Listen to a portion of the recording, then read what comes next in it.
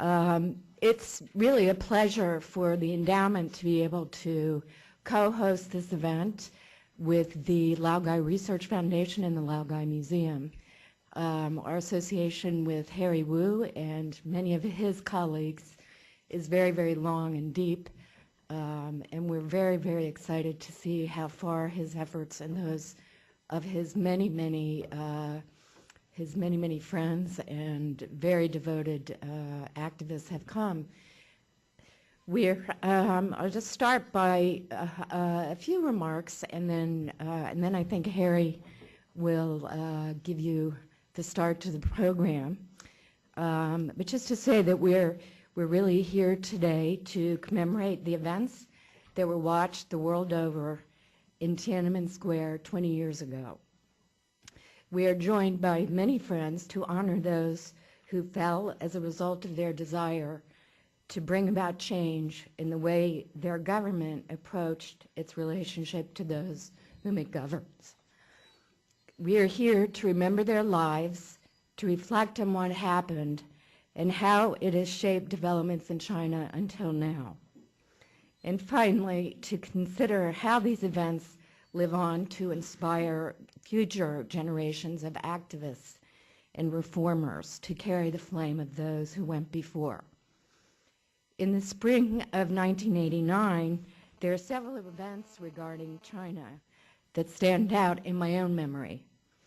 I remember the visit to China of Mikhail Gorbachev, who had declared in the Soviet Union a new period of perestroika and glasnost.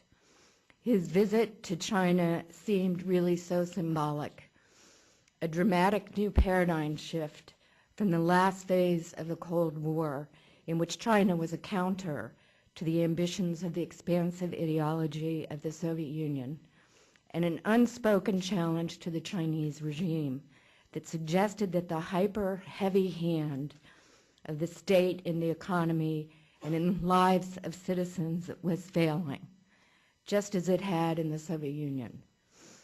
I lived at the time next door to the Chinese embassy here in Washington on Connecticut Avenue.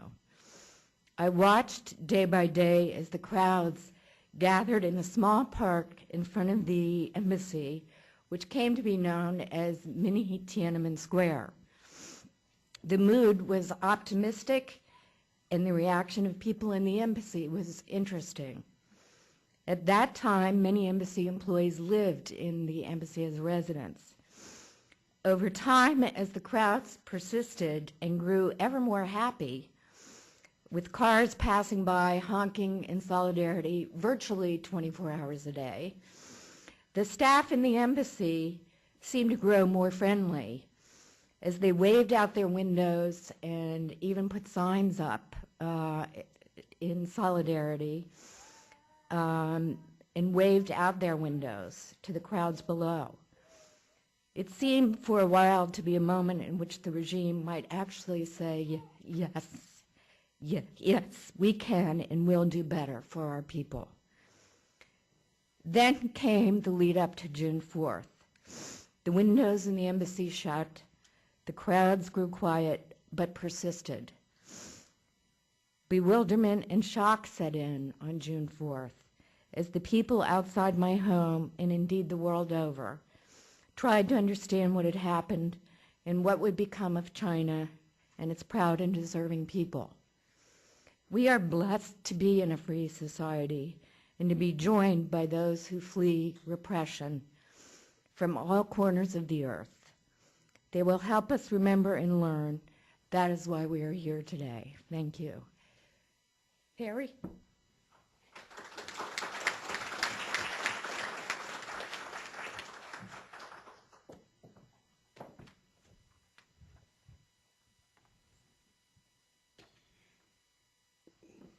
Today, I wish to talk to you about the unsung heroes of the Tiananmen Square movement. The three people right here. There are many stories surrounding the events which transpired at the Tiananmen Square in 1989. Story of great heroes great intellectuals, great patriarchs. However, the story has been talked many times, but this story have not been talked many times. And this is a story of love of family, love of friends, and love of the country. In May 1989, the three men, Yu Zijian,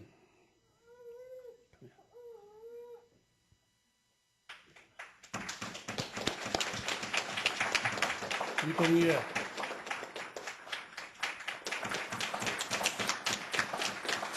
Lu Decheng,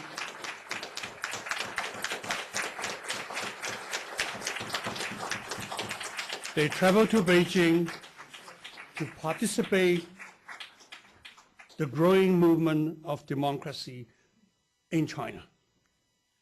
When they arrived, they tried to meet the student leader. They tried to warning the students, the Liberation Army tanks and machine guns ready to crush you. The Liberation Army ready to surround the students. But nobody listened to them. And then they say, what can we do? They walk around, they saw the Tiananmen Square gate, Tiananmen Gate, the Mao Zedong patriarch also there. They tried to remove the portrait, but it is too big. They cannot do it. The later, they spend all their money by the X, by the paints. And then with the two big slogan, the slogan said, the 5,000-year dictatorship should be ended. The personal tyranny was stopped. They post the slogan, and then they throw the paints, damage the Mao portrait.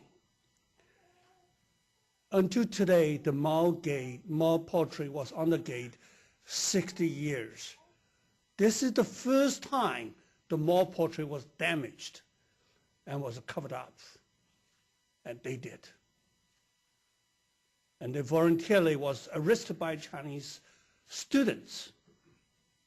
Students arrest them and send them to the security. They clearly explained it.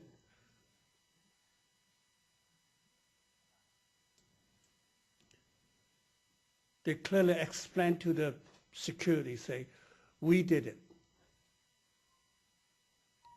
There's nothing related to the students. Yu Zijian was sentenced to life. Yu Dongyue sentenced 20 years. And Lu Decheng was sentenced 16 years. And all of them spent many, many years in the Laogai. They was tortured, suffering.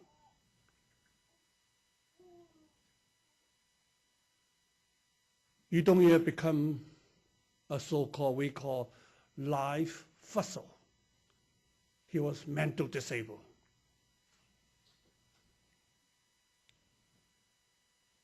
Lu Decheng escaped from China, came to Canada in 2007. Yu Zijian cannot do it. But finally he said, I will do it. I have to take care about Yu Dongyue. As some hero behind the three people. The first one is Yu Rixia. Yu Rixia.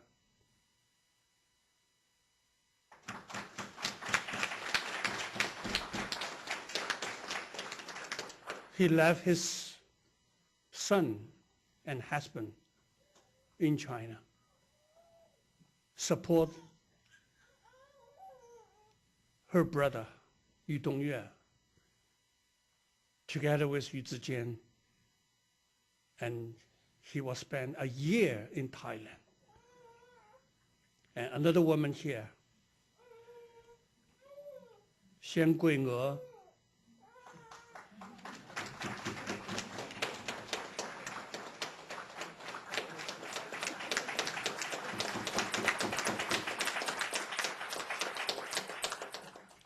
She married to Yu Zijian in 2006.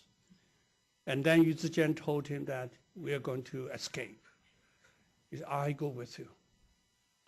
Say they have a boy in Thailand. And May 14, American government granted the asylum. So they just arrived in America, Indianapolis, less than half months, 2 weeks. They are free now. After suffering and torture, finally they become a free man today.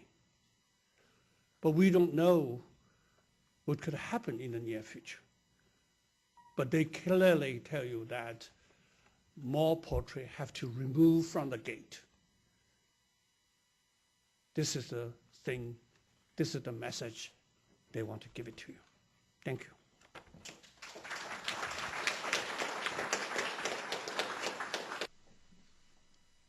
Now, on to our first panel, Refinement of Repression. Most great opportunities in history are born of accident. In May of 1989, there were hundreds of journalists in Tianamen Square. They came to cover Mikhail Gorbachev's visit in Beijing. The story they later wrote was entirely a different story. There were many journalists during the Tiananmen movement. We know that the Western media were present at that time. Additionally, many local Chinese journalists were there to cover the story. During the protest time, the Chinese media has experienced an unprecedented freedom of expression. Just imagine, these three gentlemen have been interviewed by the official CCTV right after they threw the axe on the Mao portrait. Reporters even dare to show their fellow countrymen the tragic aftermath of the Tiananmen crackdown on the television. Almost immediately, the government cut satellite transmission in an unsuccessful attempt to keep these harrowing events a secret from the rest of China. Although this period of freedom was relatively short-lived, it still, to this day, has an impact on the local Chinese media. Now, allow me to introduce you our distinguished panelist.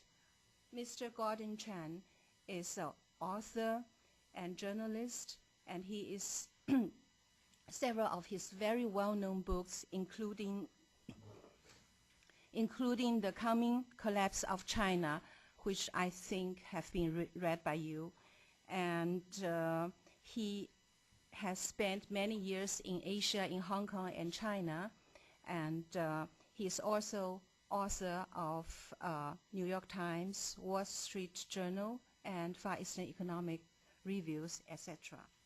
Mr. Lucy Morion headed the Washington office of Reporters Without Borders, and she used to specialize on the Eastern European countries and former Soviet Union.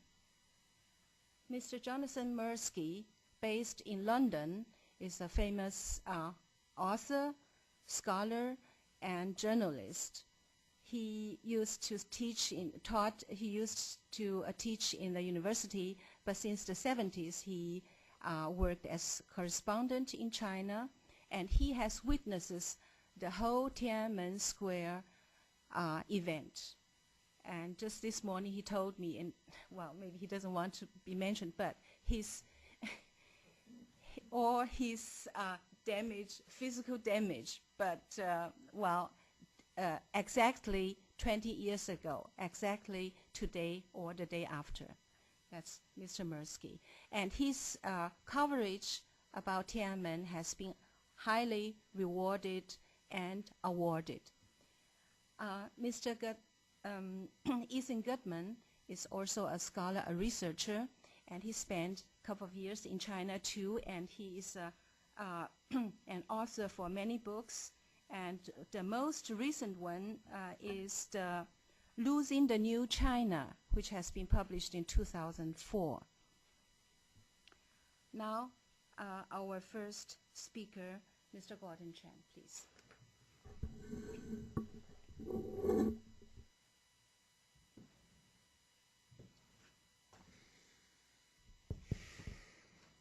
Only soldiers died in Tiananmen Square. That's what Beijing maintains, and now it aims to convince you that these assertions, plus other absurd notions, are true. The Communist Party's attack on truth is nothing if it is not unrelenting, thorough, and comprehensive. Of course, Beijing starts its assault on the truth at home. As we know, Deng Xiaoping ordered the slaughter in 1989 because he wanted to convince the Chinese people of the utter ruthlessness of the Communist Party and to demonstrate its power. But his successors have taken an opposite tack because they want to convince the Chinese people that the party acts in their best interests and governs with their consent. To support this new line in Beijing, the regime has tried to suppress the memory of Tiananmen. And as we know, the party, for the most part, has been able to prevent an open discussion of this incident inside the country. Textbooks don't mention it, teachers don't teach it, and for the most part, state media goes out of its way to ignore this event. Mainland chat rooms are scrubbed of references to the killings, and the Chinese search engines block articles on Tiananmen. Censors are quick to delete the numbers 6-4, the code that the Chinese have developed to refer to June 4th. The state works to make sure that traces of this incident have been scrubbed from society. Those who have lived through the events of June 4th, of course, remember. They remember the exhilaration of gathering in the square and the horror of the crackdown. But for China's young, Tiananmen has never happened. The party's erasure of history has been surprisingly successful. And let me give you an example from the time that my wife and I lived in China. In Shanghai in 1996, one day my wife and I were talking to Min, a woman who was then in her mid-20s. She had just learned from our conversation about the massacre, and she was taken aback. She learned about it because we were talking with her and her boyfriend, who was an American. But we were taken aback that someone could have lived during the turmoil of 1989 in a major city in China and not known that 1 million Chinese had gathered in the spiritual heart of their country, that the vicious 27th Army had fought its way through the streets of Beijing on the night of June 3, and that by the morning of June 4th, perhaps 3,000 people had been killed.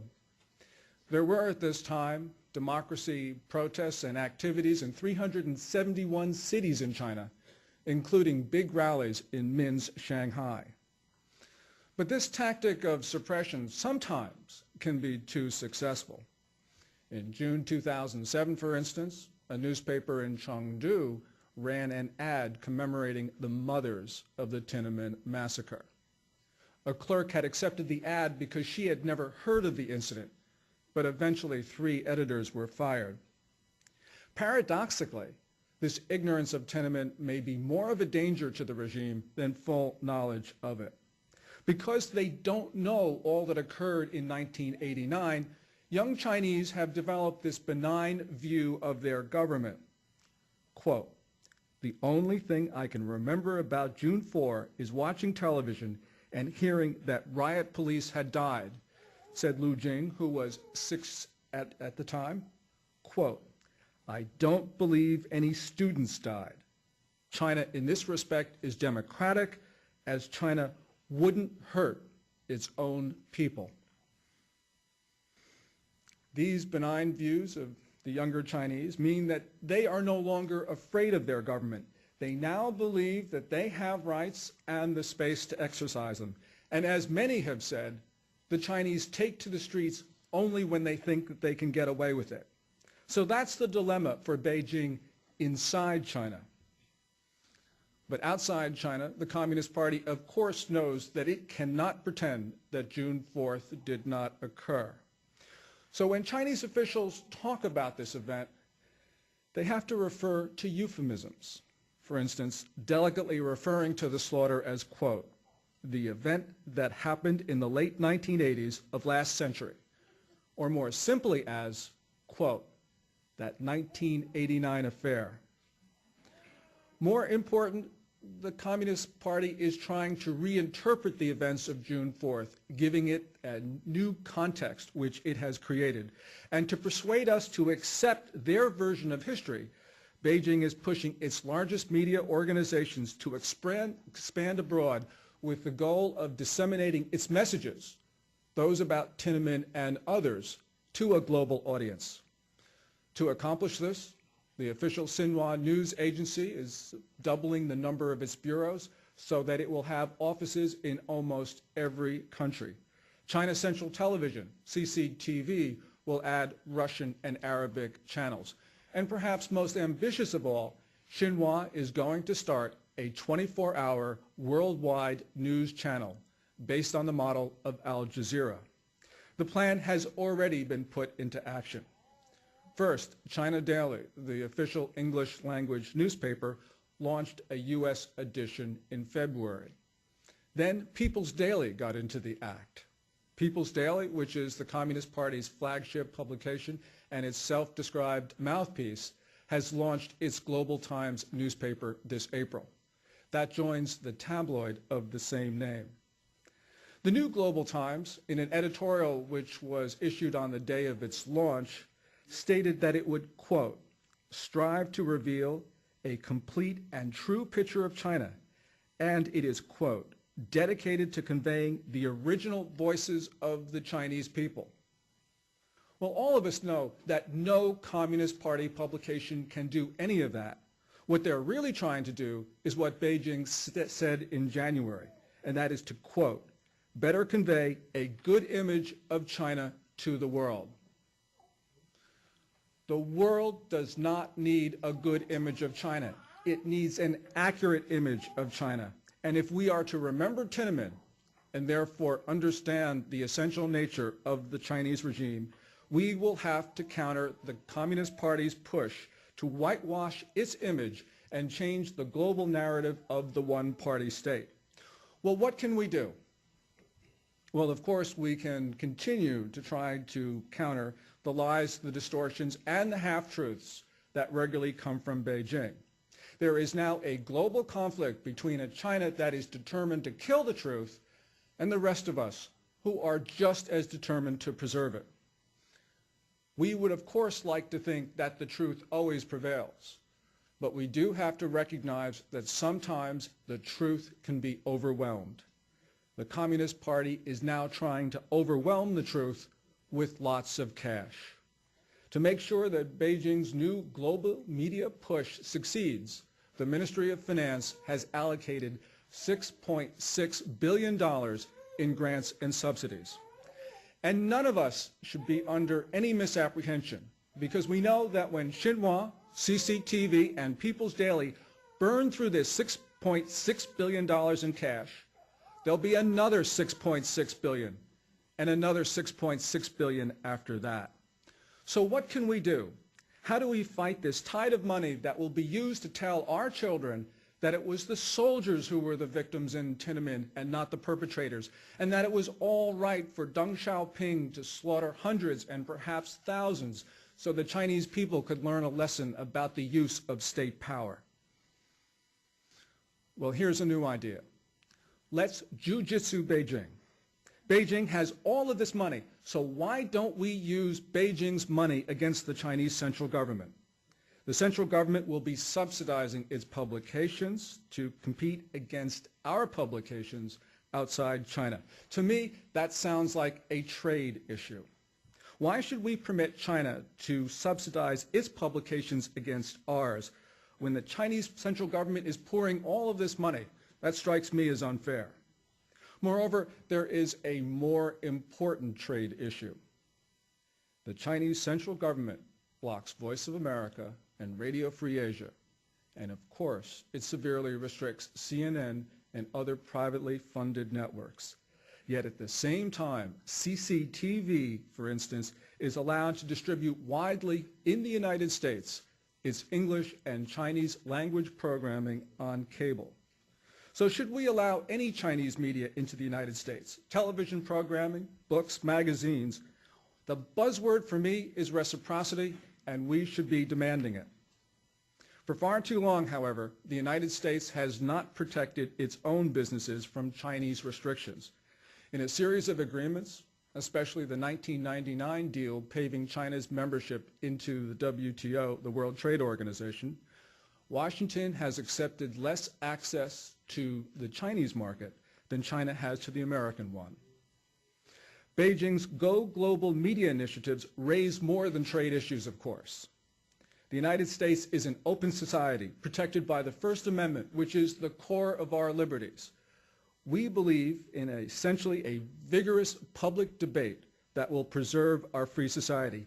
Yet now an authoritarian state is seeking to influence that debate by spreading what it itself calls, quote, external propaganda. Should we permit China to do any of that? Whether we wish to acknowledge it or not, the Chinese government views the United States as an adversary, much the same way as the Soviet Union did during the Cold War. Although Beijing's tactics are more subtle than Soviet-era Moscow's, Chinese tactics, like the covert spreading of nuclear weapons technologies to dangerous and hostile states, are just as disruptive. So it is time for us to start to think about the national security implications of China's trade practices. And the first thing I think that we should do is to impose the same prohibitions on Chinese media in the American market that Beijing imposes on American media in China. We can do that within the framework of our WTO rules as well as our constitutional principles. After all, this is a trade issue, and the Constitution does not give the right to the Chinese government to disseminate propaganda in the United States. As our Supreme Court has said, quote, the Constitution is not a suicide pact.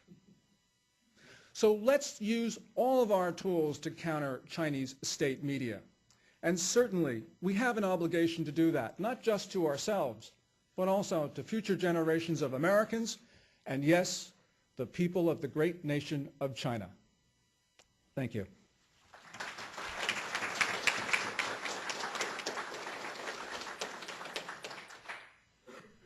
Thank you very much. Our next speaker is Mr. Jonathan Mirsky.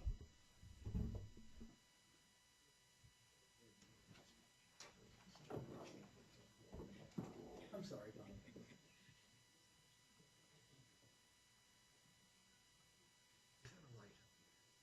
No, there's not.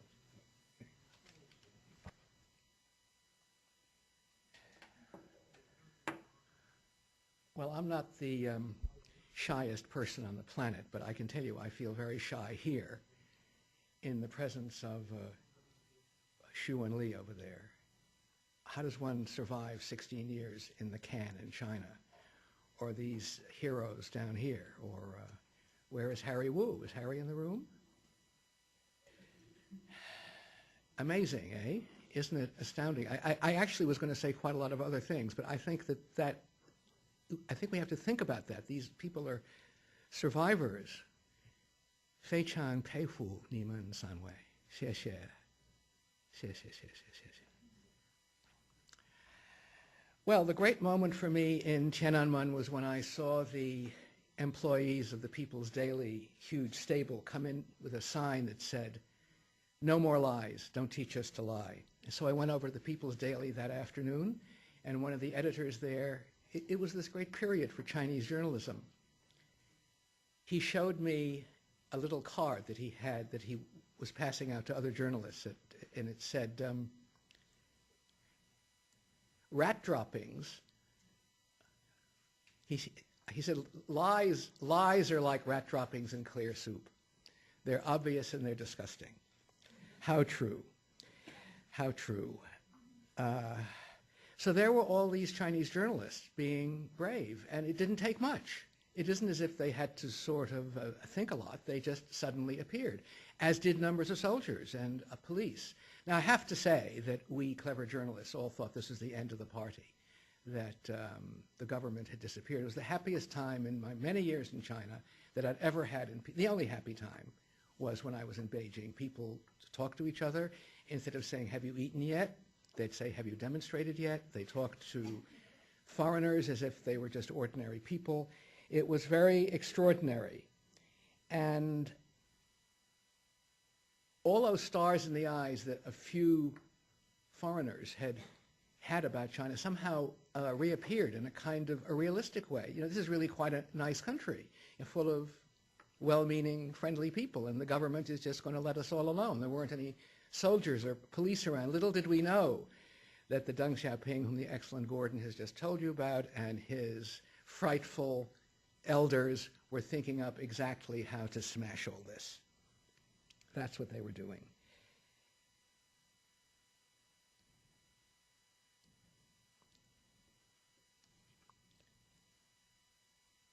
The Chinese party is very afraid of words, as such regimes are everywhere in the world.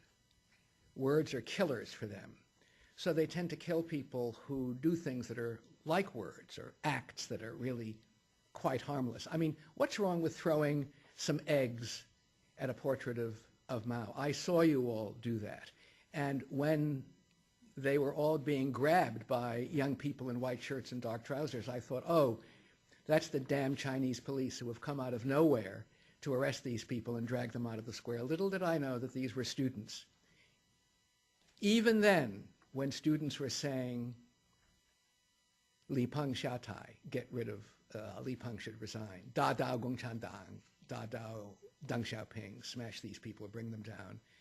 You could not throw paint at Mao. It was too much for them. But there were people like this, and there were people like Xu Wenli and Harry, and we reporters didn't quite grasp it.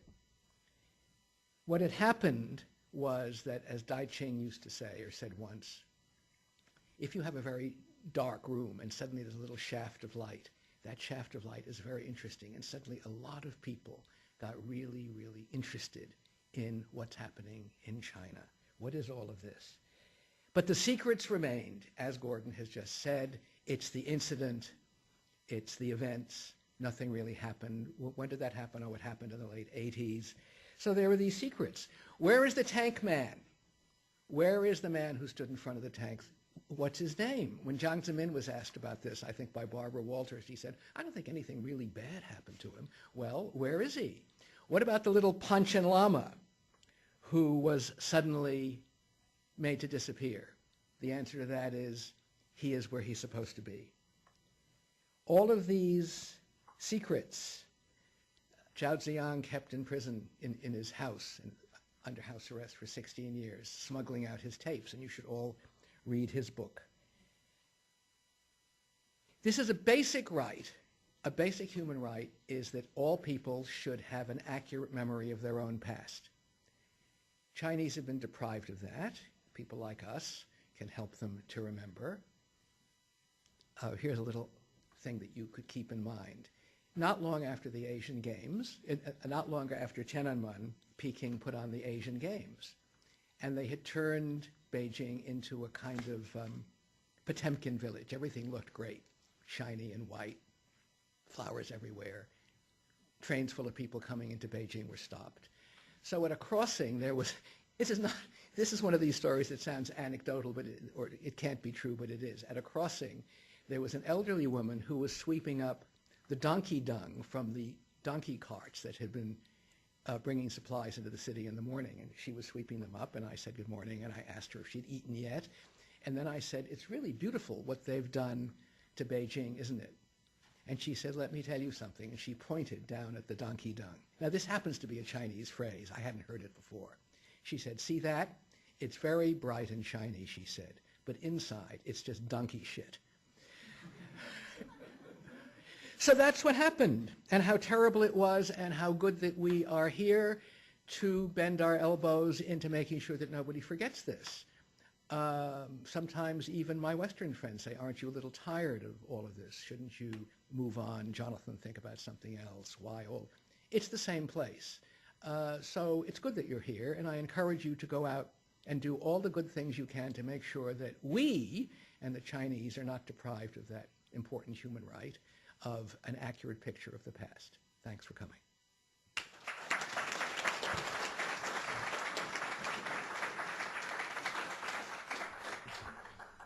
Now, Mr. Ethan Gutman, please.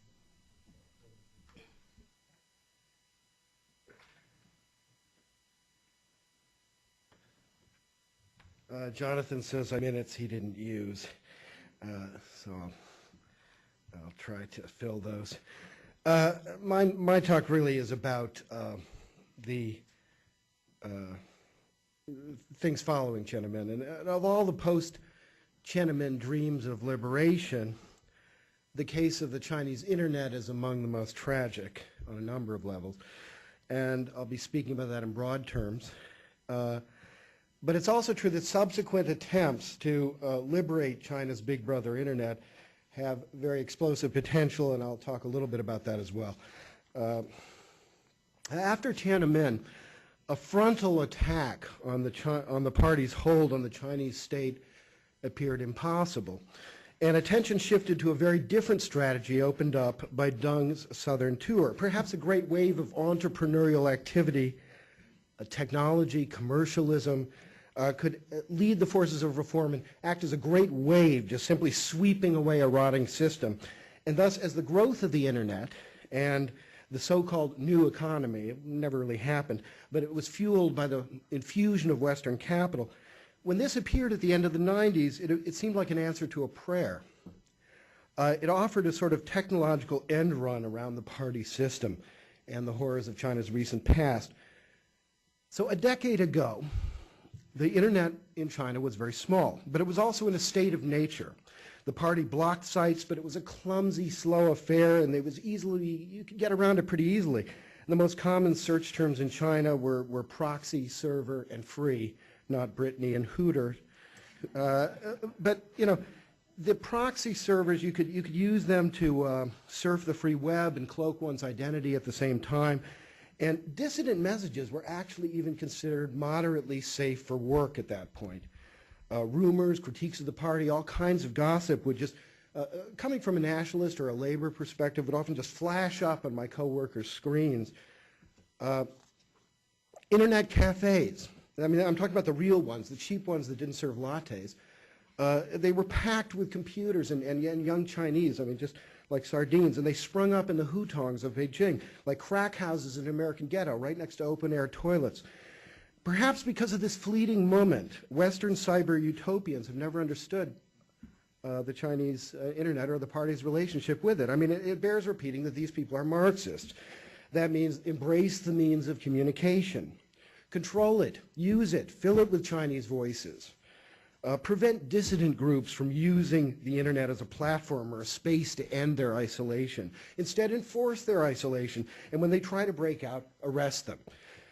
Now, the party had learned from near thing Tiananmen. Don't put your faith in the big battalions, because they can flip. So diversify, fill Beijing with small military units, and enough will stay loyal. But make sure the avenues can sustain the weight of armored vehicles as they rush to the center. So let the internet service providers proliferate across China, but make sure the main internet corridors are patrolled by the party. They called this approach the gold shield. The monolithic sound of that is very misleading because there were two very different methods to accomplish these goals. The first, and the one that gets all the attention, was to censor the web. Now, contrary to Western navel-gazing, that censorship was not aimed at CNN.com. Unless there was a particularly sensitive story on China. It was aimed at labor sites, Maoist sites, overseas dissident sites, Taiwanese, Falun Gong, and Chinese house Christians. Blocking the outside was relatively easy, but the party needed help, particularly for the internal sites. Now, 3 companies were competing for the ChinaNet contracts back in 1997, Bay Networks, Sun Microsystems, and Cisco Systems. Cisco prevailed by selling the authorities a firewall box at a significant discount, which would allow the Chinese authorities to comprehensively block the forbidden web. Now, Cisco's general counsel denies selling any special configuration. Chinese engineers who actually worked on the firewall project are equally adamant that it was custom made. Either way, as late as 1998, any industry-wide restraints on the transfer of censorship technologies were already being weighed against Cisco's capture of 80% of China's router market, which was an unprecedented success story. By 2000, Yahoo began censoring its search engine and patrolling chat rooms to preserve its position as the top portal in China. According to Yahoo's former China manager, direct quote to me, it was a precautionary measure. The State Information Bureau was in charge of watching and making sure we complied. The game is to make sure they don't complain. Eventually, Google and Microsoft, to a lesser extent, would avoid complaints using Yahoo's method. Now, Yahoo would eventually get caught assisting the arrest of journalist Sher Tao, but in terms of raw numbers, Yahoo was actually a bit player. This is why. The second gold shield method was surveillance, and that's far more technically challenging and far more important. If you can watch people, and they know you are watching them, then they will censor themselves. And in the case of Chinese blogs today, you'll even observe them displaying a certain pride in towing the party line on this. Surveillance means you can catch them. So in 2001, internet service providers were told to record all user data, surfing history, email, possibly even keystrokes for 60 days. But that wasn't enough. Computers were usually shared among different users.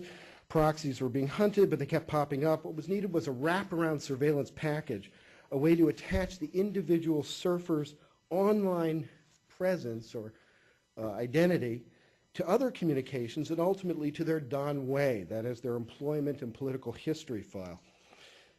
Now, the party didn't have the technical capability to do any of this. In fact, it wasn't clear that anyone really did on the kind of scale that they were thinking about. Nortel China believed surfer identities could be tied to facial recognition. But that's a very technically demanding and expensive strategy. But trial runs did produce several arrests of dissidents in train stations and other locations where surveillance cameras were present. But it also created way too many false positives. Okay, so perhaps identity should be tied to fingerprint recognition. And a Chinese company named Golden Finger actually pushed this idea. But as the name suggests, it was clearly very literal and a very clumsy system. Proximity readers? Well, Sun Microsystems had some interest in this idea, and Xerox was rumored to be hunting around for a contract to produce a national ID card with a chip enclosed.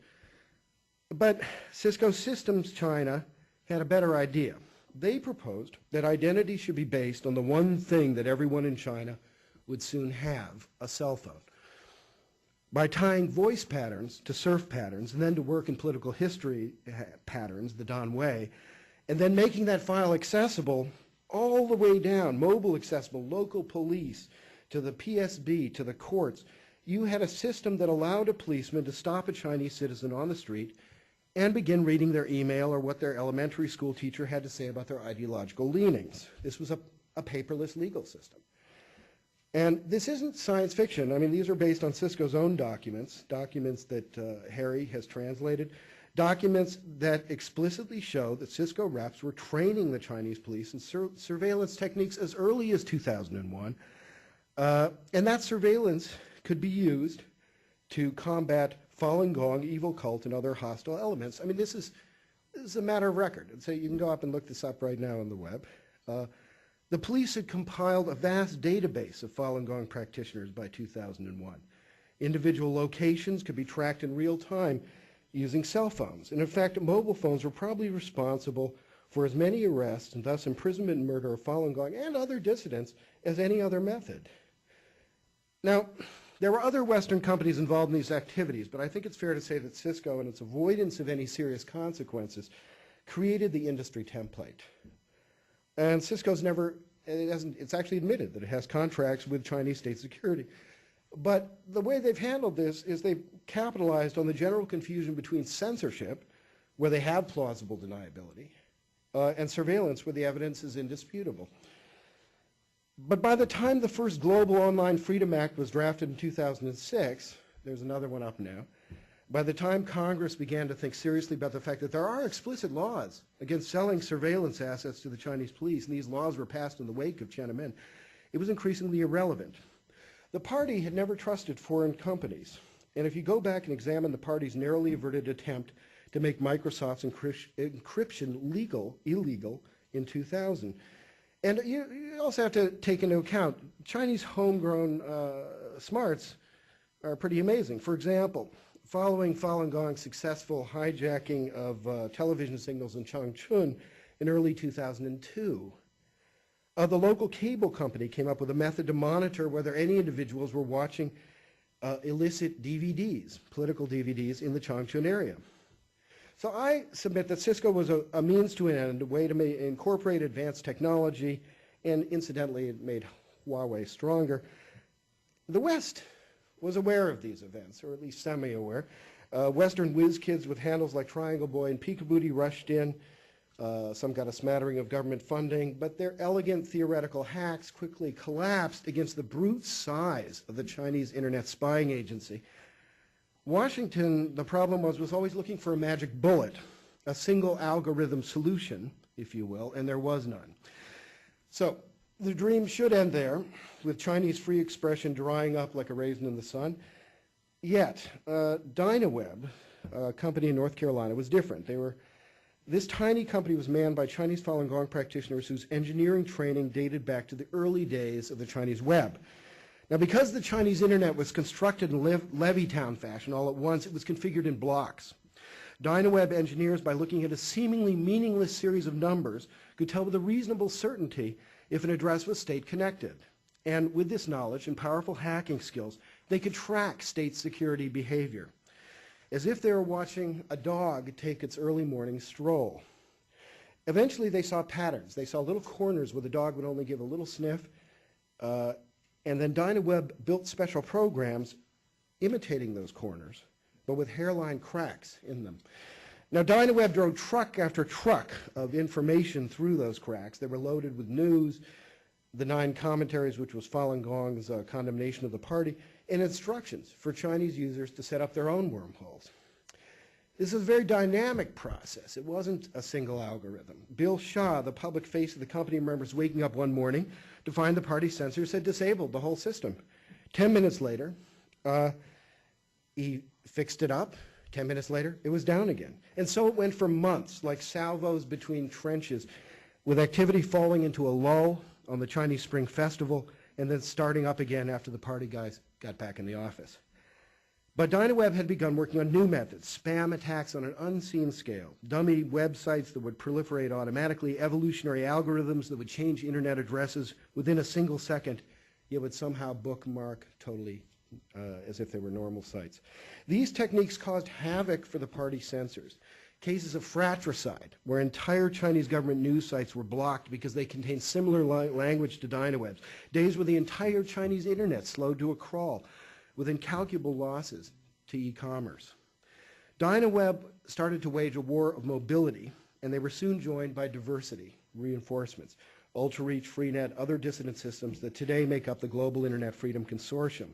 Now, this consortium became a lifeline for the underground network of Chinese practitioners and a conduit for uncensored information and dissident writings. And this, it would come out of the Chinese internet, and these would be turned into printouts and pamphlets, which were dropped off on doorsteps across the villages of China, usually in the dead of night with a barking dog as the soundtrack.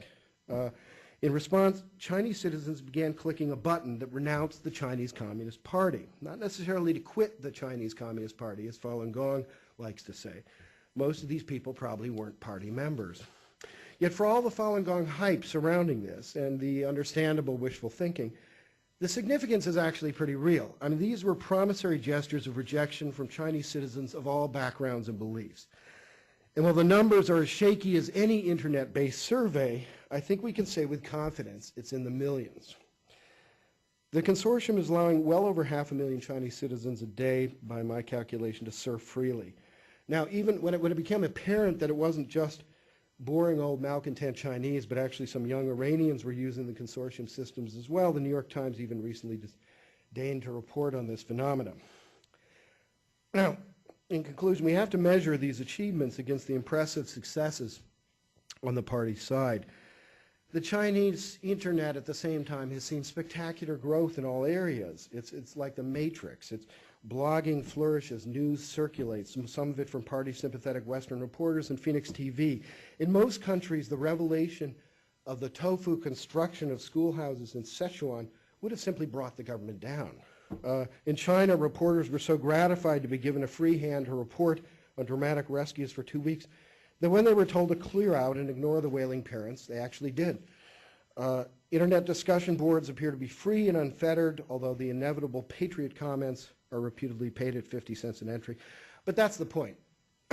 This is the real new economy. The party has turned censorship and surveillance into a viable economic model, even a profitable one. So will this dream, deferred as Langston Hughes put it, just sag like a heavy load, or will it explode? To think about that, I leave you with these three crude models. First is party victory. The censorship surveillance model spreads globally. It becomes increasingly profitable and accepted. Watch for the U.S. to relinquish control of the internet to an international body. The second is Tiananmen Redux, but with a better communication tool than the fax machine. China falls into crisis. Watch for a massive slowdown of the internet at a critical moment, in part through technologies that DynaWeb has developed, followed by a virtual tipping point where suddenly no one cares about surveillance. The third is stalemate. On a limited budget, the consortium will keep a certain amount of free surfing going, and the party will have to spend 100 times as much to suppress it. But the free internet will never achieve the critical mass necessary to become an organized tool of dissent, and a tie goes to the party.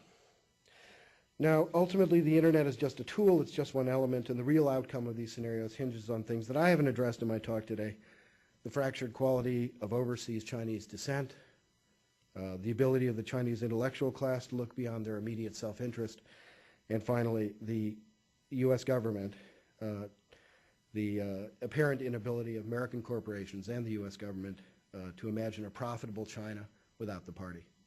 Thank you.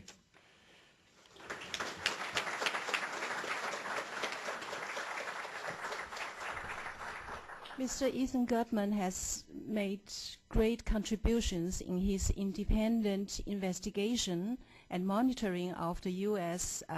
Computer companies such as Cisco, Google, MSN, and Yahoo, and he has written extinguished wonderful reports about the cooperation these companies with the Chinese security authorities.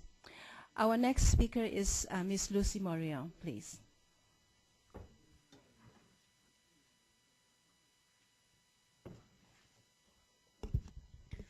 Thank you, Tianchi. It's a pleasure to be here today, and I'm very honored to be speaking in front of such a prestigious audience, especially all these freedom fighters, these heroes that are here today. China is ranked 167 out of 173 countries in Reporters Without Borders Press Freedom Index. And this year again, China is the world's largest prison for journalists and cyber dissidents, with about 100 of them in jail, most of them sentenced to long jail terms and held in harsh conditions. Even if many media outlets have been trying to shake off the grip of censorship from the propaganda department or the local authorities, the Communist Party is not about to abandon this strategic sector that is the media. And in the face of an increasingly popular internet and blogosphere, the government has chosen to play the propaganda card. Among the taboo topics are the three T's: Tibet, Tiananmen, and Taiwan. The Chinese authorities have done their best to attempt to rewrite history, and June 4th is a primary target of these efforts. All reference to Tiananmen Square massacre have been closely censored for 20 years in mainland China, and today it is still impossible for the Chinese media to refer freely to the ruthless suppression of China's pro-democracy movement in June '89. The government has fortified its extraordinary information blockade in the run-up to this 20th anniversary. The party, according to New York Times, has put one of its most senior officials, Vice President Xi Jinping, in charge of a special unit to preserve stability and prevent unauthorized political activities. Some dissidents say that the repression has been a little bit more subtle, the authorities being sensitive to tough tactics to suppress dissidents, what they can provoke online, overseas, and within the party themselves. Reference to June 4th are strictly censored in the media and on the internet, and the information blackout has been enforced so effectively for 20 years that, as you were saying before, most young Chinese are completely unaware of this major event, and it sounds completely incredible to us. The June 4 crackdown ended contemporary China's most important pro-democracy movement, and a free press was one of the main demands of the protesters, as well as many journalists and journalism professors. Many reporters were able to experience some level of free speech in May '89 when the party was divided and you know exactly how to handle the situation. Plus the students themselves were very media savvy. Some journalists are still paying the price in terms of administrative punishments, constant police surveillance, and forced exile. Shi Tao was sentenced to 10 years in prison for sending an email about the Tianamen Square anniversary in 2004. Free expression activist Liu Xiaobo, one of the leading figures of the '89 movement, was recently rearrested. Cyber dissident Wang Shi, who has long campaigned for the victim of Tiananmen Square to be recognized, has been held without trial since June 2008, and he's now seriously ill. The censorship imposed by stability-obsessed Chinese authorities about the Beijing Spring has never relaxed. The propaganda department and the political police have established a system of extremely strict censorship. They have a list of directives that are being sent to the media on a daily basis, asking them not to cover certain topics, and June 4th is definitely one of those. There are also on the internet a list of about 400 to 500 banned keywords that are related to Tiananmen Square. I won't get into it too much because Ethan gave us a really good presentation of the state of the internet, but it's important to know how bloggers have tried to be very resourceful as well, and when they knew Tiananmen would be censored, they would use other terms, they would misspell it, they would, instead of mentioning tank, they would mention tractor. They've been trying to get around this, and it's a very important thing. But not only does the censorship exist, but self-censorship has been important, and the ignorance of the youngest generation of journalists has helped do the rest. We can wonder why are so many resources spent on continuing to cover up a 20-year-old event when China has evolved in so many ways since 1989. Some say because the Chinese leaders know they have blood on their hands and they're afraid of being held accountable if the truth comes out. A survey conducted a few days ago by the University of Hong Kong, one of the only places on Chinese soil where annual June 4th vigils are tolerated, this survey found that 60% of nearly 1,000 people wanted Beijing to reverse its official verdict on the June 4th event. Traditional media are used to censorship, but these days, especially in the run-up to this anniversary, the censors are concentrating their efforts on the internet. Reporters Without Borders conducted recently some tests in China confirming the level of online censorship. We've done, for instance, a search for June 4th on Baidu's video section, and what we get as a result is a message saying, sorry, we have found nothing related to your request. A photo search with google.cn is censored the same way. If we do a June 4th Google photo search using the English language version of Google, the first results you get are definitely about the June 4th event on Tiananmen Square. But Chinese-speaking internet users that are located outside China can find text, photos, and videos about these events in using the Chinese language of google.com. But internet users inside China would try to use google.com are automatically transferred to google.cn. And we've also made some tests with Yahoo search engine, and virtually no independent information was found about the Beijing Spring from China. We've seen also we know that YouTube and Wikipedia are not censored exactly the same way. They are subject to frequent blocking within China. I was reading some reports also today that Twitter, Flickr, and Hotmail may be actually blocked today in China. very probably because of the Tiananmen anniversary. We also have the broadcast issue. The Chinese and Hong Kong TV stations that are broadcast within China are affected by censorship. The transmission of a 30-minute program about the June 89 events on the Hong Kong-based ATV was blocked in Southeast China a few days ago, where viewers saw instead a tourism promotional documentary. Journalists, writers, academics know that they take big risks if they dare in any way to commemorate the Beijing Spring or question the official line that the army's intervention was appropriate. According to the Chinese Human Rights Defenders Network, public security bureaus in various parts of the countries have contacted or visited dissidents of late to threaten them with reprisals if they write articles, if they give interviews to the foreign press, or if they organize demonstrations linked to the 20th anniversary of June 4th. The Chinese authorities have been monitoring the activities of foreign reporters for years, and especially their contacts with dissidents. We've talked with several dissidents who have mentioned that they have been prevented from talking to foreign journalists. Students at Beijing and Delhi University have been banned from giving any interviews to the foreign media until after the anniversary.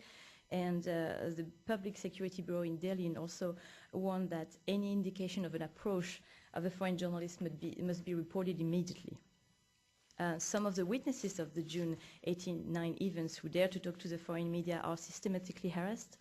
A retired soldier, Zhang Xijun, is being held by the security forces in an unknown location after he talked to Associated Press and expressed regret for taking part in the tragedy. Recently, also at the end of May, a Russian TV crew were arrested while filming an attempt to stage a demonstration on the edge of Tianamen Square, and the police tried to erase the footage they had filmed. Security has clearly stepped up also on Tiananmen Square, making the job of journalists extremely difficult. On this anniversary, Reporters Without Borders has been asking for the release of reporters who are being held for covering these events or referring to June 4th, to the rehabilitation of these journalists who have been transferred, dismissed after contesting the official version. We've been asking for the end of the American internet company's censorship of online references to this movement. Ethan was talking about the Global Online Freedom Act, which Reporters Without Borders supports, and we believe this bill would be an effective way to try to prevent American companies from being forced to collaborate with the Chinese censors. I think it's, if we want to get the big picture, I mean, why is the media coverage so important? Why is freedom of the press? Why cannot it be ignored in China? Freedom of the press is at the heart of the global issue that world leaders hope to tackle with the Chinese authorities these days. How can you resolve the environmental crisis if the Chinese media are not free to cover pollution stories? How can you emerge from the financial crisis if the Chinese media are not as free as they should to discuss the yuan's under evaluation? And how can you allow a freer press, ease censorship, without letting your people know what happened on June 4th, 1989? For the Chinese people deserve to know what happened about this critical page of its history, and not only from foreign reporters, but also from domestic sources. Thank you.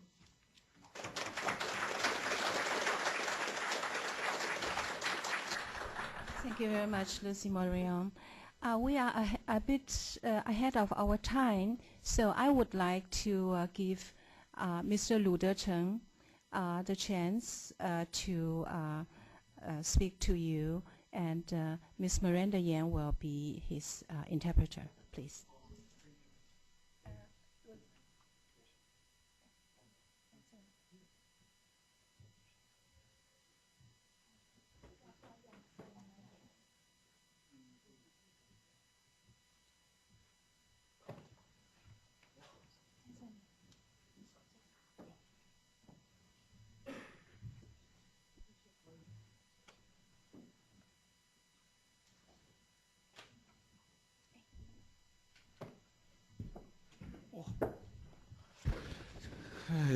谢谢大家，我们 Thank you very much.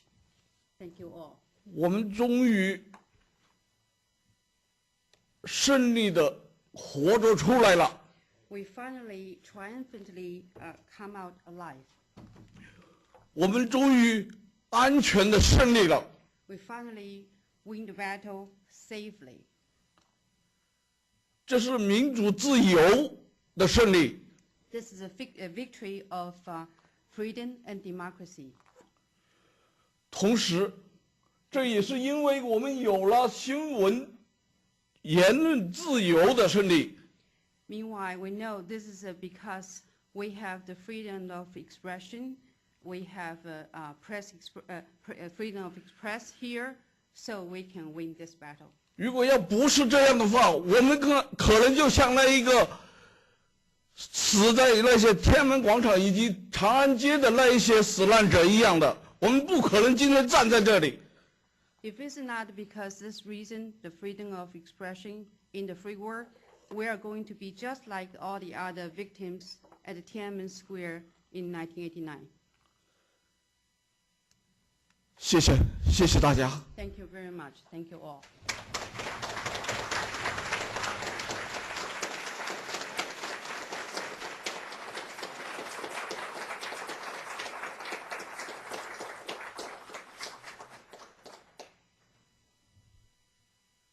Thank you very much, Mr. Luterton.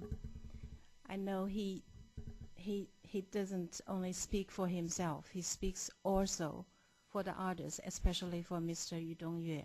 They were friends since childhood. And it's very sad to see Mr. Yu Dongyue sitting there. Wow. Okay, okay, we are open the floor for discussion. So you are very welcome to raise your voice and ask questions. But please be short and brief. And I also urge our panelists to answer the question rather shortly so that everybody has a chance to speak. Please. And make sure that you use the microphone to speak, and also tell us your name and your organizations, please.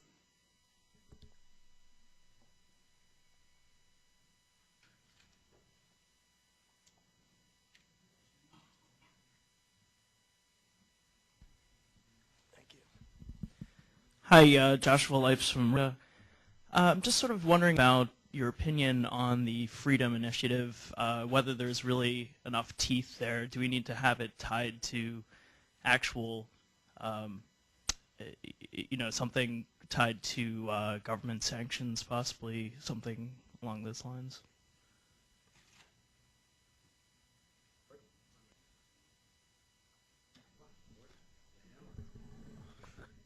Freedom Initiative? Oh, yes. You know, clearly this is going to be something which is going to be important for the reasons that Ethan mentioned. There's a real possibility that truth is going to be overwhelmed, and as Ethan's first scenario is that the party is certainly going to be able to prevail and spread not only through China but also other authoritarian states, and eventually pollute our democratic institutions as well, which is obviously what we're all concerned about. At some point, the free societies are going to have to do something. In today's environment, that almost seems, totally unlikely. But we got to remember, that the world did go through a Cold War of quite some dimension, which was, in essence, a war of ideas. It was a struggle over concepts about the way people organize themselves in societies. And so I think that we do need to take the tough measures that you referred to, including sanctions, because at the end of the day, this is about the way, we organize ourselves and the way others organize themselves as well. And right now, it doesn't look very good in the way that, Western companies have been supporting China and other authoritarian states. We had throughout the Cold War all sorts of restrictions on the behavior of businesses that were in the United States and did business with the United States. We're not doing that now. We're not enforcing the Tiananmen era sanctions, and someday we've got to wake up on all of this. If I may add something, regarding the Global Online Freedom Act, I believe it's probably, as of today, is the best option to make sure that these companies like Yahoo, Google, Microsoft, and so on don't collaborate with the regimes. We had in 2006 some hearings with Tom Lantos and Chris Smith, and during these hearings, the companies were saying that it's a government-to-government issue. So here, with this Global Online Freedom Act, when a company is being compelled by the Chinese authorities to give personal identifying information to the Chinese police or court or so on, it will have to go through a process vetted by the Justice Department. So that would give the company one excuse to say, no, we can't give you this information. There's also a feasibility study on export control of some softwares and equipment, which in the case of Cisco would be extremely welcome. So as of today, it seems like the best option, and I hope Congress will move forward on it. I just have a really quick pessimistic comment. I mean, in my view, a lot of the horse has left the barn in a lot of these cases, and I don't believe the act as it's written spends enough time on surveillance technology. Again, it's that cutoff between censorship and surveillance that really is the huge difference. Surveillance is responsible for the self-censorship in China today. It's not that people are scared of being censored. Nobody's scared of that.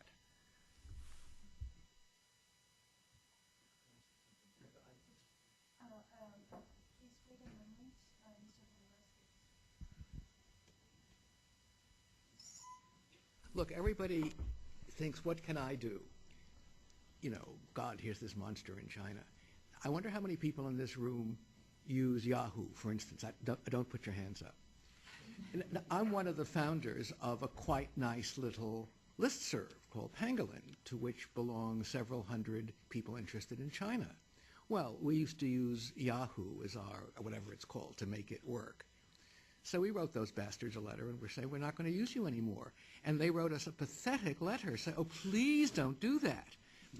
And then we sent copies of the letter we wrote them and so forth to every single newspaper practically on the planet, and a lot of those were published. So do try to think of what you can do yourself. I mean, these people really do hate being kicked in the wallet. So we did that, and I'm not saying that's because we're such wonderful people, but sometimes we feel, God, what can I do? This is the dastardly Chinese. Well, you can do that. I'll get rid of Yahoo, for instance. And you can join, if you buy even a small amount of stock in any of these companies, you can obviously vote on these resolutions come up all the time. Ben Froman, U.S.-China Economic and Security Review Commission. My question is about free reporting in China.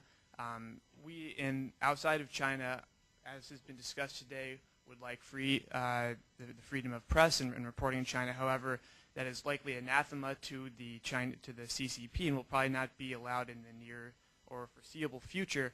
However, there has been an increase in recent years of freedom of press in terms of local reporting on local human rights abuses, corruption scandals, property rights abuse, things like this, which has made its way into local newspapers. My question to you is, do you think that there is a future in this kind of local freedom of the press to turn into something more national, on a national scale in China? And then also, is there any likelihood for outspoken voices on Chinese human rights abuses to come out of the Hong Kong media? Thank you. How did those village elections work out? Where are they now? You know, those township elections never appeared. And I think we're seeing a similar strategy. I think Jonathan was just talking about the power of the freedom of the press. I think that's absolutely right. What was it? Jefferson. Jefferson said, if I had to make a choice between elections and freedom of the press, I'd take freedom of the press. It is important. I mean, I know I make my living this way, but honest, it's a good thing. I think one of the things that's really interesting about Chinese media over the last 2 decades has really been its commercialization, which has driven a number of papers, especially in Guangdong province, to become much more lively, much more liberal, much more open in what they print. Part of what we're seeing, I think, is generally there are a couple of trends going on, but one of them is not so optimistic, and I think that we need to highlight it because people don't talk about it so much, and that is that oftentimes you will see local cadres use the press against their political opponents, and so they will allow a story about corruption of a particular official because that will bring down the opposing bloc. And so we have seen a certain amount of this. And then when the newspaper thinks that it can talk about corruption in general, it gets shut down. You know, reporters can't talk about the corruption of the winning factions in these local political struggles. So what you've got is really, I mean, on a number of very different levels, you've got the press pushing because people are starting to believe, yes, indeed, they do have a responsibility. They do want to talk about the truth. And yet you have the official government pushing back, and sometimes the press isn't as free as it looks like because we see the state becoming very sophisticated in its uses of the press against forces it doesn't like. Yeah, I agree, and I would just add something about how, indeed, there has been some more freedom at the local level from time to time to cover some consumer rights issues, social issues, and so on, even some business topics. But when it's about political content and so on, the control is still very strict. We've seen also some reporters playing the local cards, trying to report on a story of a corruption, but they would not cover it from their own town because they're afraid of it. They would ask another colleague from another town to come and cover it in some of the cross-regional reporting. So that's a way to get around this. And some important stories have been uncovered by Nanfang Jumo, Nanfang Dushibao, and some of its liberal media. So whether it's a student who has been beaten up in a police station or some stories about the SARS epidemic, but they also paid for it. Some of these editors were sent to jail and a clear signal sent to others that be careful, this is off limits, you cannot cover this. And when we talk about censorship, it's not only talking about how we don't have that much freedom, but there are also some very concrete consequences for the people. Look at the story of the contaminated milk.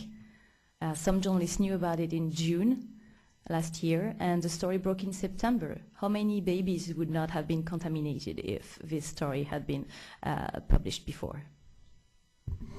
Last thing, there's a sort of a danger here too in having, I tried to get that to my talk, that there's a danger in sort of a false sophistication. Compare Katrina and compare the Sichuan earthquake. And, you know, I mean, both events, reporters were urged to be emotional, to be outgoing, to get out there and mix it up and the rest of it. In one, the government was portrayed as incompetent, stupid, pathetic. And the other, the government was portrayed as saviors. It was a triumph, even though this massive amount of schoolhouses collapsed right next to party headquarters. I mean, an absolute scandal, and yet it was all in the spin.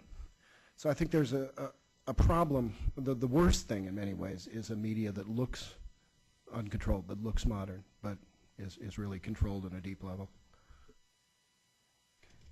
As to the contaminated milk, Mr. Zhou Qing has written a book, What Kind of God? 民以食为天. It was published in 2004. He has already one chapter about the contaminated milk and the damaged children. It's so-called big head babies. 2004. And that book was, of course, forbidden in China. Well, who wants to raise? Well, yes, please. I'm Sarah Jackson-Hahn, also from Radio Free Asia. This has been a fantastic panel. Thank you so much. But I wanted to say that Jonathan Mirsky was actually one of my undergraduate professors, one of my favorites.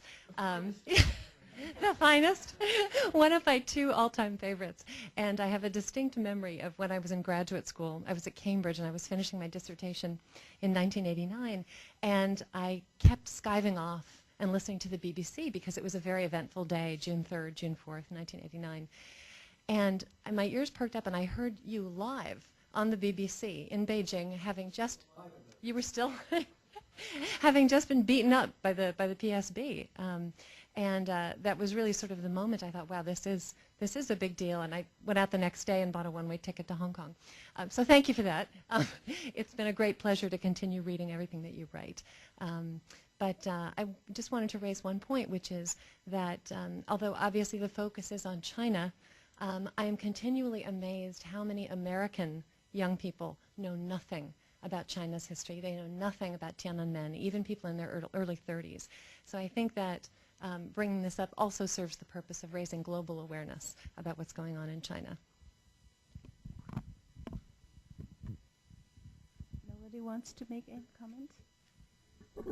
Americans don't know their own history. I mean, how do you expect them to know someone else's? Well, actually, lots of Chinese, the young generation, they don't know anything about June 4th.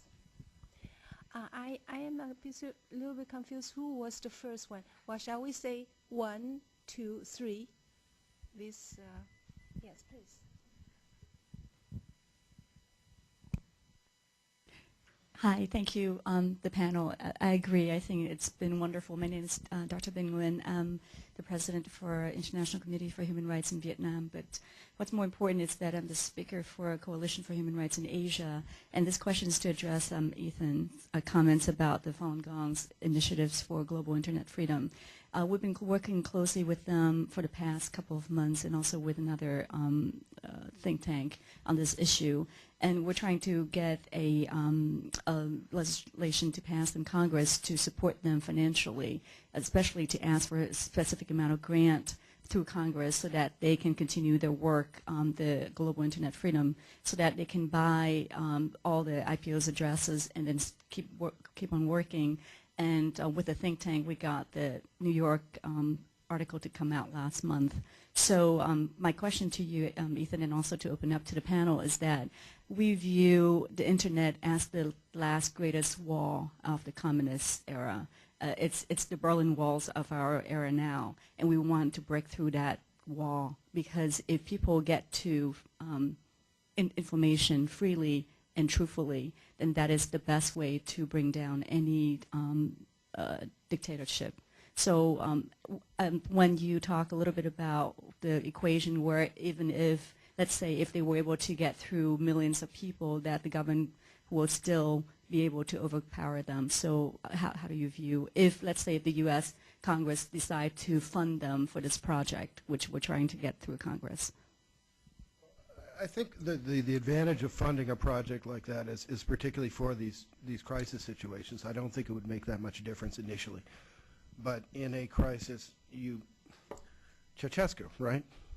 In a single day, everything flips. Everything changes. Suddenly, no one cares about the surveillance. Nobody cares about the secret police. You saw that you saw that during the late Gorbachev era. The same thing. KGB would follow you around through Moscow. You'd go to dissident houses. They'd be like, "So what? Who cares?" They're following you. They just still do it. That's all. That's the effect you want. That's the internet effect. And to do that does require much greater resources than they have right now. It requires such a bank of computer systems that you can basically create an alternate internet.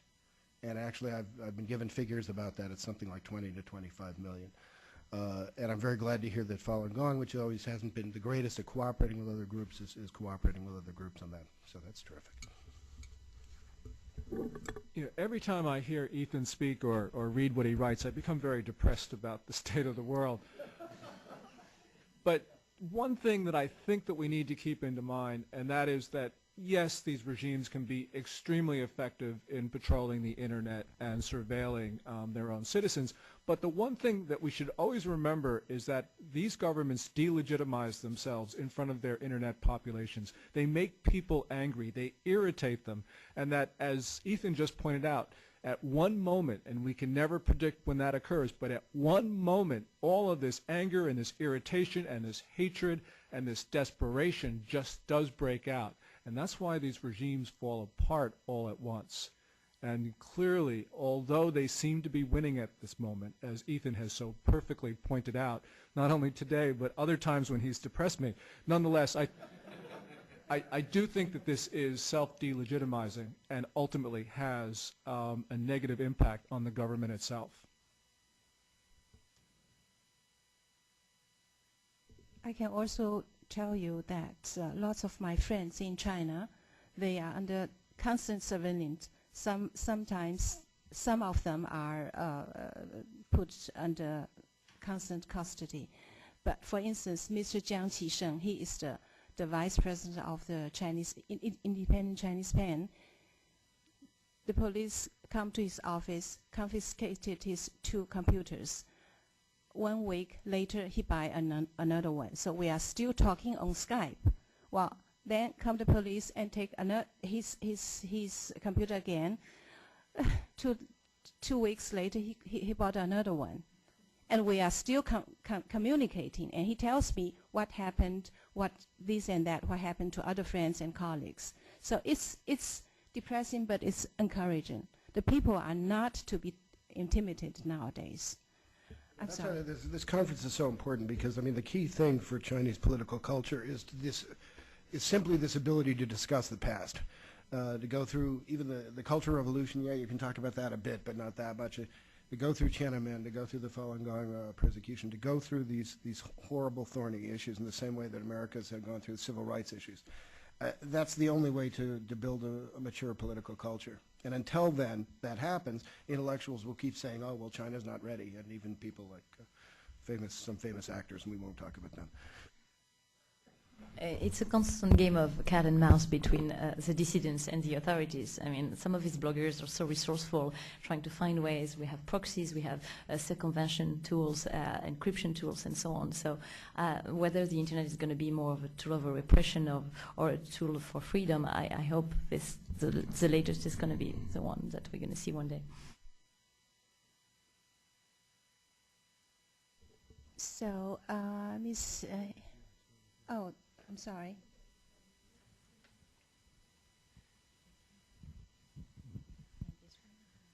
Hello, Kelly Curry from the Project 2049 Institute. I was wondering if you could, and this may be outside of the topic a little bit, but I think it's relevant for the American audience, especially trying to push the legislation. What are the security implications of the way that the Chinese are policing the internet and monitoring it in terms of their ability to then disrupt it in some sort of a conflict? How are when I say security, I mean international geosecurity context. How much of this information and what they're learning from their censorship efforts is going back to the PLA and going back into their own intelligence services, and how linked up are these things?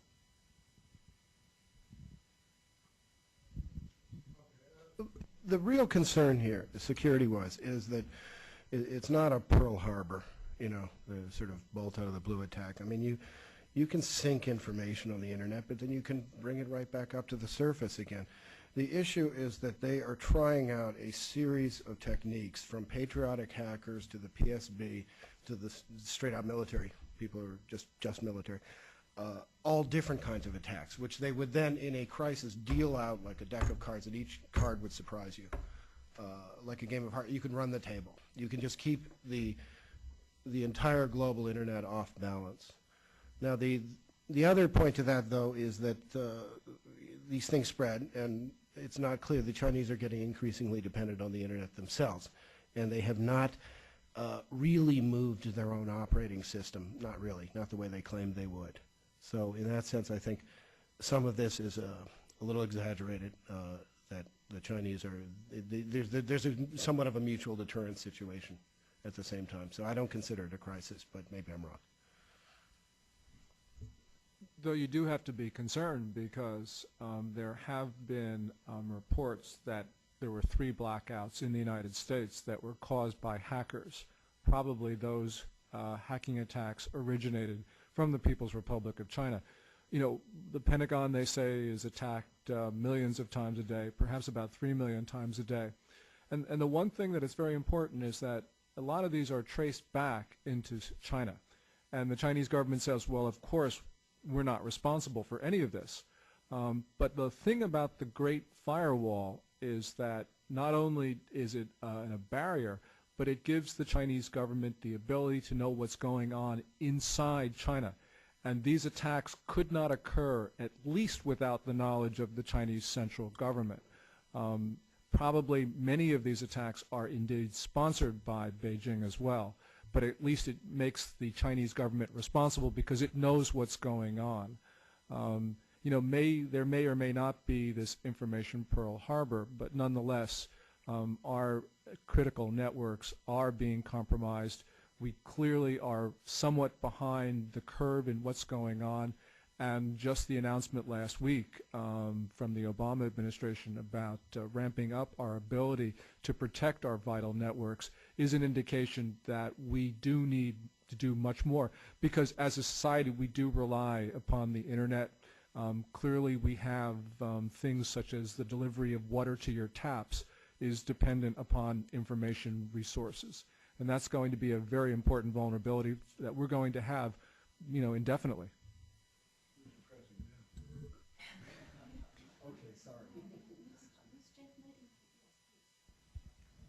Jeremy Taylor, MNN TV, New York City. It's a two-part question real quick to Mr. Chang. See, Lou Dobbs always mentions the Chinese Communist Party. How come none of the other networks or cable networks ever mention Chinese Communist Party? And to Ethan, you mentioned Falun Gong. I've understood that possibly tens of thousands of Falun Gong adherents have been murdered. How come the United Nations doesn't bring up a commission of inquiry for crimes against humanity against the party members who are killing these Falun Gong adherents? I think that to a certain extent Dobbs is certainly correct when he refers to the party as communist. I mean, apart from the fact that it retains the name Communist Party, the fact that Mao's portrait still looks over Tiananmen Square, I mean, there's an important thing, and that is that China today is certainly a freer society than it was in 1989, but the party and the one-party state has more repressive ambitions than it did 20 years ago. And one of the most important things for us to remember is that before the massacre in China, political discourse was relatively free. Today, you know, not only what Ethan has talked about, but also in other ways, the government seeks to control the national conversation in ways that it did not do 2 decades ago. So clearly what you have is a society moving forward and a government moving backwards. I think the reason why we don't discuss this in our national discourse about China is that we have this hope that as China grows stronger, more prosperous, more capitalistic, if I could use that term, that China will become a better place. And so therefore we are hesitant to talk about some of these very, very difficult things when it comes to the Chinese government. Because the Chinese government, you know, our view is, well, we engage you, you will become better. But when you do things which are irresponsible or things that try to undermine free society in other places, well, we say that's okay because in the long run, you know, our system will prevail. And so we're not going to look at these minor day-to-day irritations. But nonetheless, the problem is that as we engage China, it is becoming more assertive, more aggressive, and moving in the wrong direction. And I'm not just talking about what this woman over here talked about in terms of cyber attacks and things like that. I mean, the Chinese government is not becoming more liberal, certainly is becoming more repressive in its aims. And that clearly is something that goes against this whole concept of our engagement. At some point, we have to reassess our policies towards China and see what really is occurring, because this is of critical importance for not only the United States, but for the rest of the West. I'll keep this very short. I'm writing a book that touches on your question very strongly, and actually I'm halfway through it and I don't have an answer to your question. You know, Falun Gong has made some mistakes of presentation and focus and stuff like that at times.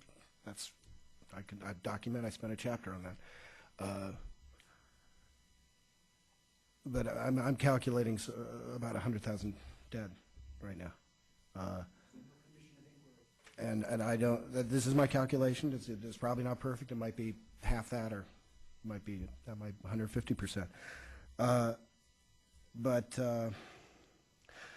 I really don't have a complete answer to this question. I know journalists didn't like Falun Gong from the beginning. They saw it as kind of a throwback to an older China, that they sort of preferred this new kind of glitzy, somewhat corrupt China.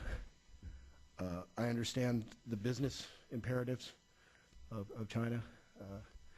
And I understand the desire to integrate it into the global community, and that often Falun Gong is seen as a kind of distraction on that. But I think the key thing here is that Falun Gong was an internal Chinese movement, and it was a homegrown internal Chinese movement that surprised everybody by coming out of the box exactly 10 years after Tiananmen did.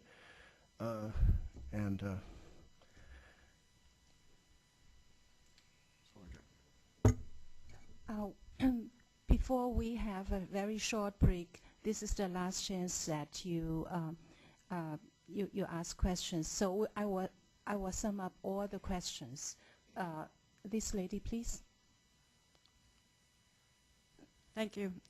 First, I did want to thank the panel and the people who were in the room and who are not in the room, and many people who are not in the room at all, regarding Tiananmen, because I was a professor of women's studies and Greek during the Tianamen Square crackdown, and actually switched and went to NYU Law School. I'm now a human rights lawyer, and I represent Tibetans and Falun Gong and other people tortured and persecuted in China, and I do that because of freedom of speech and because Jonathan Mirsky spoke out, and because so many people spoke out. I was horrified. I just was born Jewish, and I thought to myself as a young girl, if this ever happens again, I have to do something about it. And then there it was before my eyes. So I do want to thank everybody here, and I think that I agree that freedom of speech is probably more important than the vote, but it's close.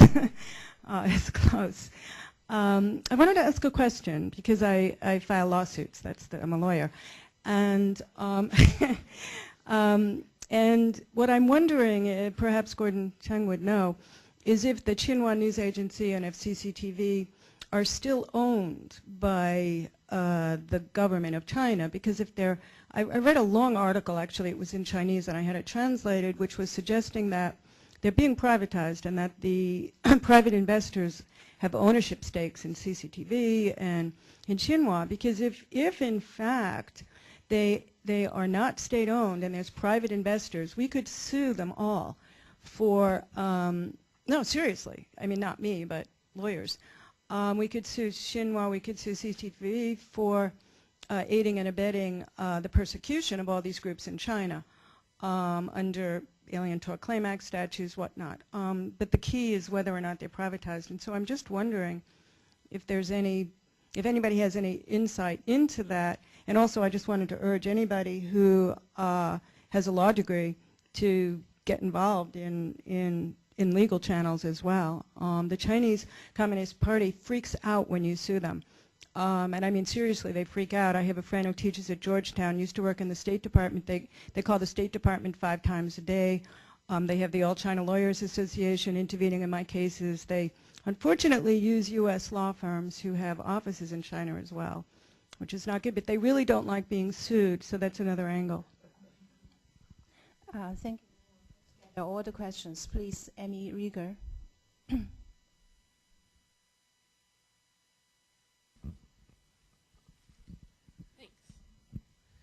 Hi, Amy Rieger with the Uyghur Human Rights Project. I just wanted to ask the panel, and thank you for your very insightful comments. If there were a sudden breakthrough in the level of internet freedom in China and the freedom of expression, do you think there would be a significant rise in the level of diversity of opinions expressed on regarding Uyghur and Tibetan issues? Or do you think that people on the internet would stick to a more nationalist line on these issues? Thank you. Next one, please. Hi, first of all, thank you very much. Second of all, my name is Dirk Bokolo. I'm from American University. My question is in regards to Gordon Chang. You mentioned before that if the Chinese are putting restrictions on our media, we should put restrictions on their media. But for me, that seems like stooping down to their level. How do you react to like that type of putting it? I'm just being a university student being critical. I agree with you, but I'm just seeing how how you react to people who are critical of that type of idea. Thank you. So please really be short, please. Hi, my name is Roland Watson. I'm with a group called Dictator Watch. I've been a pro-democracy advocate for the country Burma pretty much full-time for the last 12 years. I agree that it's essential to improve the flow of information that's available inside China. My question is, increased information availability doesn't necessarily lead to change. There's quite free flow of information in Burma, but still there's many barriers to change. How would you envision enabling the Chinese to self-organize to increase their pressure against the Communist Party? The last question from that gentleman at the back side.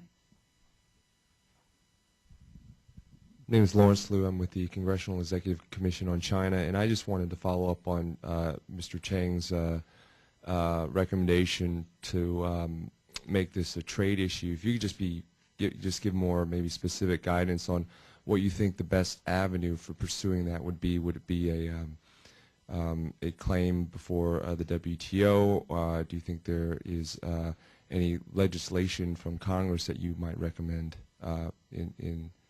in terms of, you know, what would be the most effective strategy for doing that? Thanks.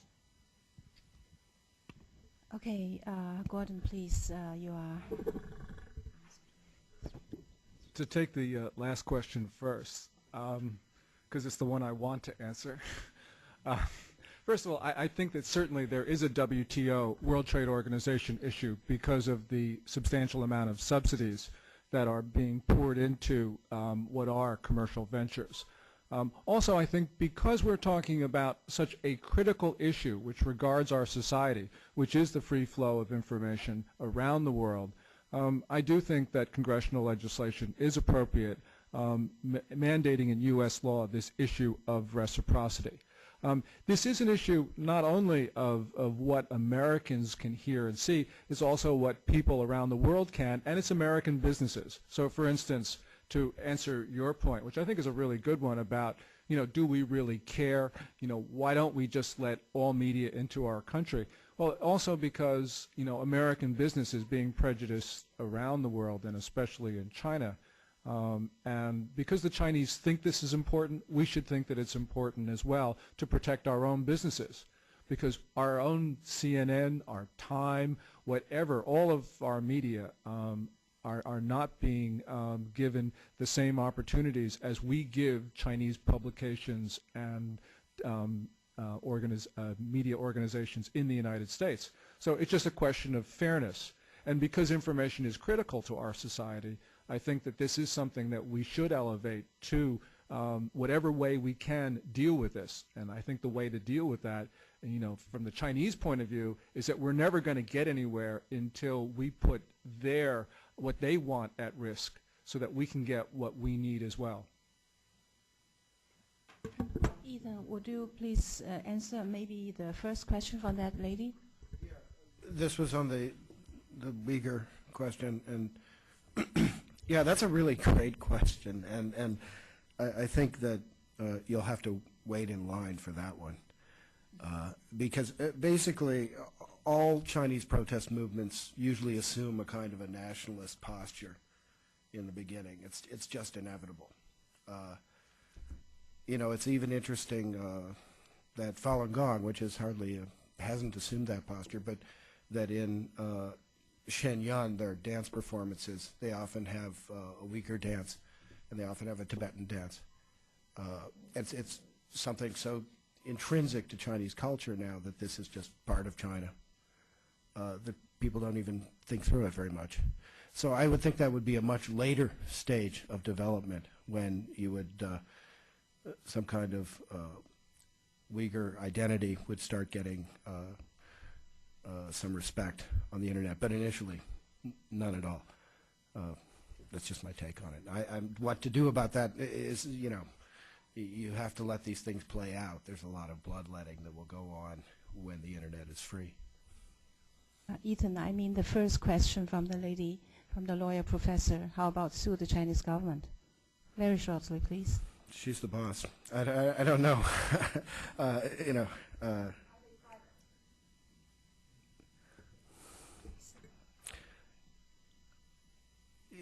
Increasingly, they are positioning themselves as private. But this has been a problem about, we've seen this from the very beginning when the first red chips started flooding into Hong Kong and then into American markets. Were they private? Were they public? What's going on here? I'm going to leave that to other people. Yeah, I was a lawyer in prior life, though, in this area I don't have any special expertise, but clearly, once a company does issue stock on exchanges, which some of these Chinese companies are, then they do open themselves up for all of the same rules that apply to commercial organizations. Now, clearly, in the Chinese government mind, a lot of these big companies, even, for instance, the Bank of China, they still view them as instruments of the state.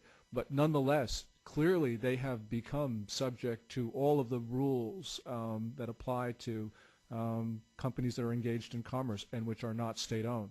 So I think it's a fairly clear answer there. I think it's a very interesting avenue to explore. And regarding other lawsuits, there are also some courageous Chinese bloggers who are suing blog platforms in China after their blogs were censored or closed. So that's also something that is going on. I just wanted to get back to the question on Burma, because nobody has addressed it as of today. Burma is one also of the most repressive countries in terms of free speech, freedom of expression. The traditional media are very closely censored. I think about 1/3 of the content of every newspapers is being censored by the propaganda bureau on a daily basis. So that's just huge. But we've seen with Burma how the potential of the internet, what it can do overseas. When we saw these pictures of the riots, this live footage, it's something that never happened before. In '88, we learned about the uprising weeks and months after it happened, and we didn't have all this material. So I think Burma is a good example of how the potential of the internet can help people be aware of what's happening and maybe prompt some sort of international response. Thank you very much. Now, I'm sorry that we have to close this panel. The time is up. The unraised questions and unanswered questions can be continued during the break, and even